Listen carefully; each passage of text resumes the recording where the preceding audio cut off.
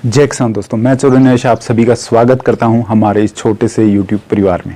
दोस्तों, अक्सर आप सब किसान भाइयों और पशुपालक भाइयों के कमेंट मिलते हैं कि हमारी जो कचड़ी और बछड़ियां हैं वो हीट में नहीं आती, या फिर हीट में तो आती हैं लेकिन वो गाभिन नहीं ठहरती, यानी कि बार बार रिपीट होती हैं। तो दोस्तों, आज की इस वीडियो में हम बात करने वाले हैं कि इसके पीछे क्या कारण है और हमें क्या करना चाहिए ताकि जो हमारी कटड़ियाँ और बछड़ियाँ हैं, हीफर हैं, वो समय पर हीट में आएँ और वो गाभिन भी ठहर सकें और आगे चलकर एक अच्छी दुधारू गाय या भैंस बन सकें और हमें हमारे जो डेयरी फार्मिंग का व्यवसाय है उसमें प्रॉफिट दे सकें। तो दोस्तों, आज की इस वीडियो को शुरू से अंत तक ज़रूर देखिएगा।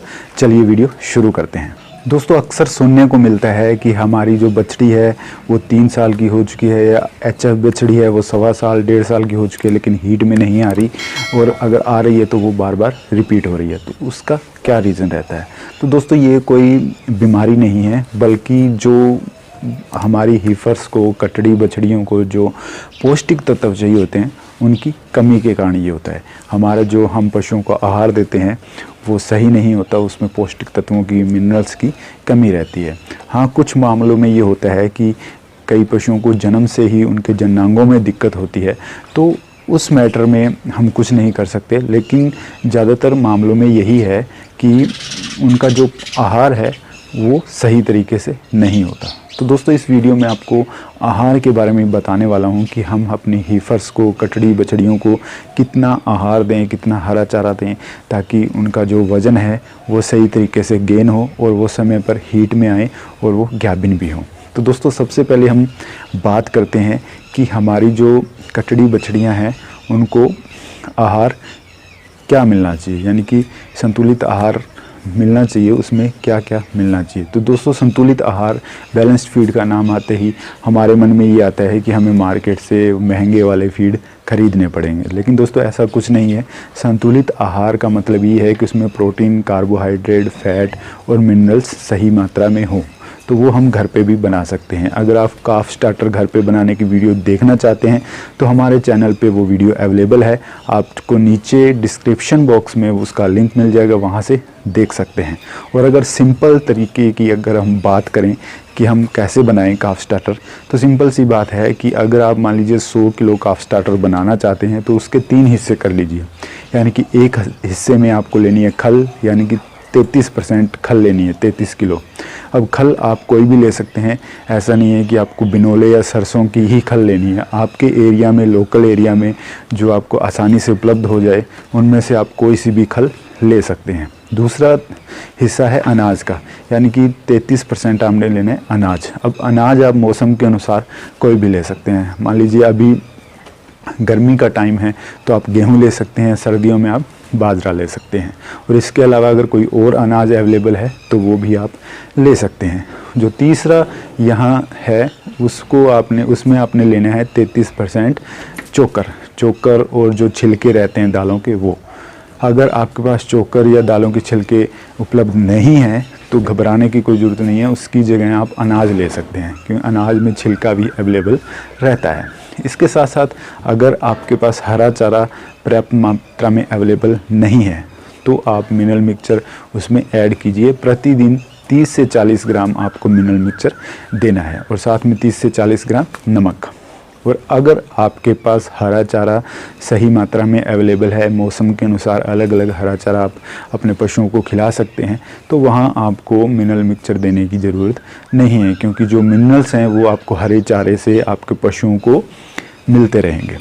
तो ये तो बात हुई कि हमारे पशुओं को संतुलित आहार कैसे देना है, यानी कि ये संतुलित आहार में क्या क्या देना है। अब बात करते हैं मात्रा की। तो मात्रा की अगर बात करें तो जन्म से लेकर 3 महीने तक की जो डाइट है उसके ऊपर मैंने पहले वीडियो बना रखी है। बछड़े, बछड़ियाँ, कटड़े, कटड़ियाँ सब पर वही लागू होगी, तो उसकी वीडियो आप देख सकते हैं, उसका लिंक मैं डिस्क्रिप्शन में दे दूँगा, वहाँ से आप देख सकते हैं। अब 3 महीने के बाद डाइट क्या होनी चाहिए? तो दोस्तों, सीधा सा यहाँ पे फंडा है कि आपको लगभग 2 किलो, 1.5 से 2 किलो के आसपास फीड देना है अपने हीफर्स को, जो यानी कि आप 3 महीने के बाद लगभग 1.25 किलो से धीरे धीरे बढ़ाना शुरू करेंगे तो उसे आप लास्ट 2 किलो तक ले जा सकते हैं। इसके अलावा जो ड्राई फूडर है उसमें आप यानी कि जो गेहूं का भूसा है या पुआल है या आप जो भी देते हैं तो वो कितना देना है, तो वज़न के अनुसार वो हमें देना होता है कि अगर आपकी जितना भी आपके काफ का वज़न है उसका 2.5%, 2 से 2.5% आपको ड्राई फूडर देना है। यानी कि 200 किलो है तो लगभग 4 से 5 किलो ड्राई फूडर आपने अपने काफ को देना है। अब इसके बाद बात आती है ग्रीन फूडर की। तो ग्रीन फूडर दोस्तों जितना हम ड्राई फूडर देंगे उसका 2 गुना, मान लीजिए 5 किलो दे रहे हैं तो 10 किलो ग्रीन फूडर, 10 किलो से ज़्यादा भी आप दे सकते हैं लेकिन उससे कम नहीं होना चाहिए। अगर एक ग्रीन फूडर अवेलेबल नहीं है तो मैंने आपको बताया है कि आप उसमें मिनरल मिक्सचर ऐड कीजिए, और वहाँ क्या है कि थोड़ा सा जो फीड है और जो आपका ड्राई फूडर है वो थोड़ा सा बढ़ जाएगा। तो ये इस तरीके से अगर आप अपने जो हीफर्स हैं उनको, काफ हैं उनको डाइट देंगे तो वो निश्चित ही समय पर हीट में आएंगे और गाभिन भी ठहरेंगे। इसके अलावा क्या है कि डीवर्मिंग पे आपने ध्यान देना है। अब डीवर्मिंग बहुत ही मोस्ट इम्पॉर्टेंट काम है। डीवर्मिंग क्या है कि अगर हम नहीं करते हैं तो पशुओं के पेट में अगर कीड़े रहते हैं तो जितना मर्जी आप अच्छा फीड दे लीजिए आपके पशु की ग्रोथ नहीं होगी। अब ग्रोथ क्यों नहीं होगी, जो कीड़े पेट में रहते हैं वो जो हम डाइट देते हैं वो चट कर जाते हैं तो पशु के शरीर को नहीं लगती और वो ग्रो नहीं हो पाते। अब दोस्तों ये डाइट मैं आपको क्यों बता रहा हूँ, क्योंकि जो पशुओं का हीट में आना है, हीफर का हीट में आना डिपेंड करता है एज के साथ साथ वेट पर भी। अब अगर एचएफ बछड़ी की बात करें तो लगभग क्या है कि 1.25 साल के आसपास वो हीट में आ जाती है अगर उसका वज़न 300 किलो के आसपास हो जाता है। और जो देसी गायें और जो हमारी भैंस हैं उनके जो हीफर हैं वो लगभग 3 साल के आसपास हीट में आ जाते हैं अगर उनका वेट 300 किलो के आसपास हो जाता है। तो अगर इतना वेट नहीं होता है तो वो 4 साल की भी हो जाए तो भी वो हीट में नहीं आएगी, और अगर हीट में आएगी तो वो बार बार रिपीट करेगी।